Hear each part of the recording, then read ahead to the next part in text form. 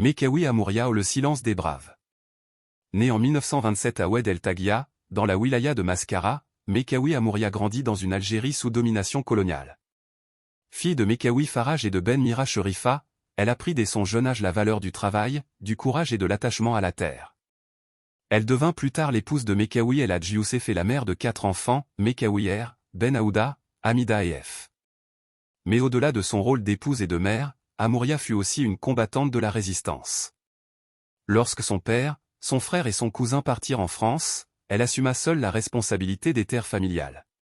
Plus encore, elle s'engagea pleinement dans la lutte pour la liberté. Active au sein de l'organisation civile du FLN, elle servait de liaison pour les Moudjahidines, transportant nourriture, messages, informations, et parfois bien davantage. Le 13 mars 1962, alors que la guerre touchait à sa fin, elle sentit une odeur étrange près de sa maison, située non loin de la gendarmerie coloniale. Peu avant, une explosion avait eu lieu dans la boutique de Bounouar Moussaoui. Croyant avoir détecté une mèche allumée, elle se précipita pour l'éteindre avec de l'eau. Mais il était trop tard.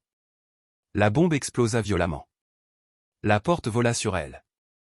Elle perdit une jambe, un bras, et subit une grave blessure à la tête. Transportée d'urgence à l'hôpital de Mascara, elle mourut dans la nuit du 12 mars, à l'âge de 35 ans. Malgré le boycott de ses funérailles par les colons et les forces de police, de nombreuses âmes courageuses l'accompagnèrent jusqu'à sa dernière demeure, au cimetière de Sidi Faraj, à Oued El Taghia. Elle laissa derrière elle ses enfants et un exemple éternel de courage. Mekawi Amouria n'avait ni fusil, ni uniforme. Mais son silence, ses actes et les risques quotidiens qu'elle prit contribuèrent à libérer l'Algérie. Aujourd'hui encore, à chaque fleur qui éclot à Oued El Taghia, sa mémoire refleurit. Elle fait partie de ces héroïnes dont le nom ne s'effacera jamais du cœur des femmes libres. Gloire et éternité à nos martyrs.